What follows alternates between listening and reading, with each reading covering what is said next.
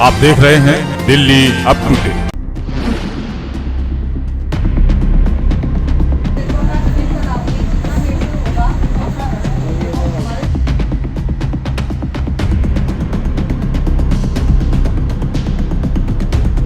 यहाँ की पुलिस कुछ नहीं करती। एफआईआर करो, 24 घंटे बाद पता नहीं कितने रिक्वेस्ट करनी पड़ती है उनके सामने। दिल्ली में किस तरह से क्राइम का जो ग्राफ है लगातार बढ़ता जा रहा है, इसका जीता जागता उदाहरण नेहरू नगर में देखने को मिल रहा है। जी हाँ, मैं हूँ आपके साथ शिवानी मोरवाल और आप देख रहे हैं दिल्ली अप टू डेट। इस वक्त हम नेहरू नगर में मौजूद है, जहाँ 2 दिन पहले एक 19 साल के शैलेंद्र की हत्या कर दी जाती है। जी हाँ, 300 रुपये को लेकर उसके दोस्त, वो भी नाबालिग है, उसको आकर उसकी दुकान पे चाकुओं से मार देते हैं। जी हाँ, मेरे साथ उसके पूरे परिवार के लोग मौजूद हैं। पूछते हैं क्या मामला था, क्या था और 300 रुपये के ऊपर क्या हत्या का मामला है। सर, क्या नाम है आपका? मैडम, मेरा नाम राजमणि है और ये लड़का खाना खा के यहाँ से अपने मेडिकल स्टोर पे गया था। कब की बात है? ये 2 अक्टूबर को करीब वही 11 बजे की बात है, 12:30 बजे की, 12:30 बजे की बात है। और उसके बाद 2-3 लड़के आए, 3-4 लड़के थे वहाँ पर, वो बुला के लेके गए और वहाँ पर पता नहीं कैसे क्या बात हुई कि वहाँ पर लगातार उनको 2-3 चाकू मारे गए और उसके बाद लड़का वहाँ पर पड़ा रहा और ब्लीडिंग होने की वजह से लड़के की मौत हो गई। सर, मामला 300 रुपये के ऊपर बताया जा रहा है कि 300 रुपये का लोन लिया था, चुका नहीं पाया तो इसलिए मार। जी, ऐसे कुछ मामला था कि 300 रुपये, खबर यही आ रही, बता रहा लड़का कि 300 रुपये की मामला था और कोई ज़्यादा बड़ी बात नहीं थी। शैलेंद्र की पहले भी उनसे कुछ लड़ाई थी ऐसा? नहीं, ऐसा कुछ नहीं है। वो बहुत भोला लड़का था। किसी से कहीं पर आप किसी से उसके बारे में पूछेंगे तो कहीं से कोई लड़का, मतलब वो बिल्कुल सीधा साधा लड़का है, कहीं से कोई लड़ाई झगड़ा होता ही नहीं उसका। रुपये के मामले को लेकर किसी को मार देना कितनी बड़ी बात है। मेरे साथ उनकी बहन वंदना भी मौजूद है। वंदना, पहले ये बताइए कि कब का मामला है? शैलेंद्र पहले भी कुछ लड़ाई वड़ाई हो रखी थी इनकी, या 300 रुपये के मामले के ऊपर किसी को मार दिया? कितनी बड़ी बात? लड़ाई नहीं चल रही थी किसी से, वो सारी बातें घर में शेयर करता था। इवन उसको नीड होती थी तो हमसे बोल देता था, हम उसको सारी चीज़ें देते थे। ये 2 अक्टूबर को मेडिकल स्टोर से, मेरा भाई मेडिकल स्टोर में जॉब करता था, वहाँ पे बुला के ले गए उसको। 2 लड़के आए, बुला के ले गए और वहाँ पे जो मेडिकल पे भैया बैठे थे, इवन उनको भी कुछ भी नहीं पता, बगल वाली गली में ले गए। 4 लड़के थे वहाँ पे, उसको कुछ नहीं हुआ, पर मेरे भाई को वहाँ पे 2 लड़कों ने मिलकर चाकू मार दिया और ब्लीडिंग की वजह से उसकी डेथ हो गई। और ये सारी चीज़ें ना यहाँ पे नॉर्मल होती हैं। जो रास्ता हमेशा लोग वहाँ से आते जाते हैं, ऐसी ऐसी जगहों पर मर्डर हो जाते हैं। यहाँ की पुलिस कुछ नहीं करती। एफआईआर करो, 24 घंटे बाद पता नहीं कितने रिक्वेस्ट करनी पड़ती है उनके सामने जाके, हमें उल्टा सीधा बोलना पड़ता है, नारे लगाने पड़ते हैं, तब जाके हमें एफआईआर की कॉपी मिलती है कि हाँ तुम ले लो। 3 दिन हो गए, पर यही बोल रहे हैं मिल जाएंगे मिल जाएंगे। 1 मिल गया, 2 पकड़ा गया, 3 पकड़ा गया, पर अभी तक एक्चुअल में कुछ हुआ नहीं है। बस पकड़े जाएंगे, छूट जाएंगे, पर जिसकी औलाद जा रही है उसकी औलाद ऐसी जाती रहेगी। यहाँ की पुलिस कुछ नहीं कर रही है क्योंकि वो रोड है, वहाँ पे लोग आते जाते रहते हैं, वहाँ पे मर्डर कैसे हो सकता है? इस इलाके में हर दूसरे दिन किसी ना किसी का भाई बेटा मरता ही है। तो प्रशासन की हेल्प से कुछ होता नहीं है यहाँ पर? कुछ भी नहीं होता, कुछ भी। 3 दिन हो गए, इतनी कोई बड़ी बात नहीं थी।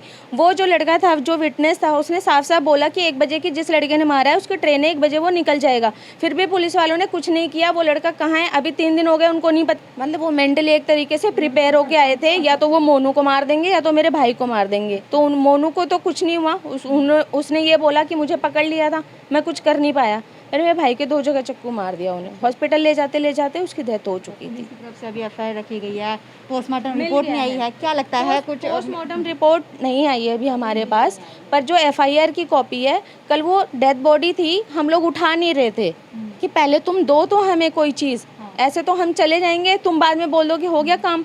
तो इस वजह से उन्होंने हमें इतना बोलने के बाद कल वो हमें कॉपी ला के वहाँ पे देखे गए थे। हाँ, सिर्फ एफआईआर की, उसके अलावा हमारे पास कुछ नहीं है। हमारे पास ना ये पता है कि वो लड़के कौन हैं, कहाँ के हैं, कुछ भी नहीं पता। बस 1-2 लड़कों के बारे में पता है, वो भी शक जा रहा, कुछ ऐसा होगा। कभी बताया? हमारी किसी से बात नहीं हुई। वो जो लड़के हैं वो भी नियर बाई के हैं और ये सारी चीज़ें पुलिस वालों को पता होंगी, क्योंकि ना हर पुलिस वाले को पता होता है हमारे एरिया में कौन क्या कर रहा है, बट वो जानबूझ के उनको छुपाने की कोशिश। कहीं ना कहीं ये मुद्दा दबाया जा रहा है। बस यही दबाया जा रहा है और कुछ होगा नहीं, मुझे नहीं लगता है एंड ऑफ द डे ये छुपा लेंगे। पीड़ित का पूरा परिवार मेरे साथ मौजूद है और जो पीड़ित परिवार है इन सभी का ये कहना है कि हमें उम्मीद नहीं है कि प्रशासन हमारे हक में कुछ कार्रवाई करेगा और ये मुद्दा बाकी मुद्दों की तरह ही दबा दिया जाएगा। मेरे साथ उनकी माता है, वो भी मौजूद है। इतना आप बता रहे कि शैलेंद्र की कोई लड़ाई नहीं थी, स्वभाव का अच्छा था, किसी पर शक जा रहा है कि कौन कर सकता है? कब पता चला और किस तरह से आपको पता चला था कि शैलेंद्र? मेरे को एक औरत बुलाने आई थी घर पे, बुलाई, वो बोली कि जो है तुम चलो तुम्हारे लड़के के कुछ हो रहा है। तब मैं भागी, यहाँ से गई तो देखी मेरा लड़का चित्त पड़ा था, उसको होश नहीं थी। अब ब्लेड वैसे एकदम जम के इतना ऊंच वैसे जमा था। और इसके बाद मेरे तो पता नहीं क्या हो गया, मेरे तो कुछ याद ही नहीं है। फिर कैसे उठा के ले गए, कैसे मैं गई वहाँ, ये मेरे को नहीं पता है। पुलिस की तरफ से क्या लगता है कि कार्रवाई होगी? इन्होंने बताया। मेरे को यही लगता है कुछ नहीं होगा।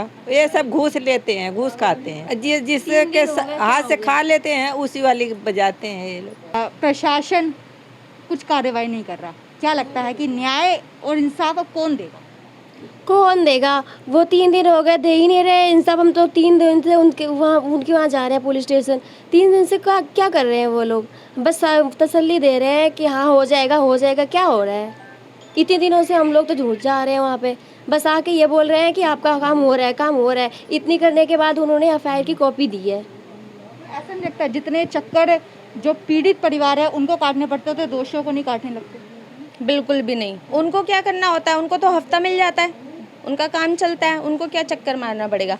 1 बजे की ट्रेन थी, निकल गया होगा। अब बोल रहे हैं वो मिल ही नहीं रहा है, मिल ही नहीं रहा है। मिलेगा मिलेगा, जिसने मारा है वो नहीं मिल रहा है। वो इनको कभी मिलता ही नहीं है। जिन्होंने मर्डर किया होता है ना, वो पुलिस वाले को हमेशा नहीं मिलता। ये होता है सबके केस में। शैलेंद्र के बड़े भाई सत्येंद्र भी मेरे साथ मौजूद है। उस दिन क्या हुआ था, आखिर उन लड़कों को पता चला नहीं है, क्या है पूरा मामला, इनसे पूछते हैं। सत्येंद्र जी, मामला इतना बड़ा है, बहन ने भी बताया कि ये मामले होते रहते हैं यहाँ पर, मामूली सी बात हो चुकी है। पुलिस की तरफ से अभी तक क्या कार्रवाई की गई? मैम, पुलिस की तरफ से कोई भी कार्रवाई नहीं करी जा रही है। बस वो हमें विश्वास दिला रहे हैं, 200% का विश्वास दिला रहे हैं कि हम कार्रवाई कर रहे हैं। उन्होंने एक को पकड़ा है, दिखाया है, और बाकी को हमें वीडियो कॉलिंग पे दिखाया कि हमने पकड़ लिया है।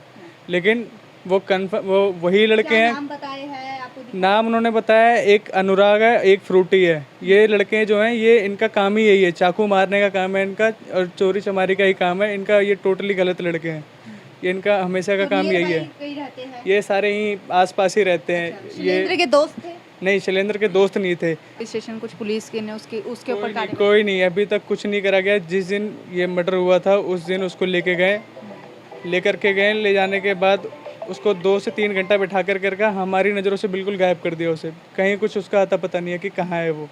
उसके बाद शाम के टाइम यहाँ पे लेकर के आ गए घर। नेक्स्ट डे जब हमने बोला कि उन्होंने बोला कि हमने 3 को अरेस्ट कर लिया है। हमने जी हमें वेरीफाई करवाओ, जो उन्हें जानता है उससे वेरीफाई करवाओ। क्या मांग करते हैं? इंसाफ की किस तरह से मांग करते हैं? मुझे बस मैम, जो भी मेरे भाई के कातिल हैं, मुझे इंसाफ चाहिए बस, और कुछ नहीं चाहिए। मुझे किसी पे भरोसा है नहीं, लेकिन फिर भी मैं उम्मीद करता हूँ कि मेरे साथ अच्छा ही होगा। हमारा प्रशासन कितना ढीला है, इसका जीता जागता उदाहरण आज देखने को मिल चुका है। 2 दिन हो चुके हैं शैलेंद्र को गए हुए, पर अभी तक पुलिस की तरफ से कोई कार्रवाई नहीं की गई है। देखते हैं कि शैलेंद्र को कब न्याय मिलता है, जो पीड़ित परिवार जिस तरह से परेशान है उनको कब न्याय मिलता है। कैमरामैन सौरभ जोशी के साथ मैं Shivani Morwal, Delhi up to date. Bureau report, Delhi up to date.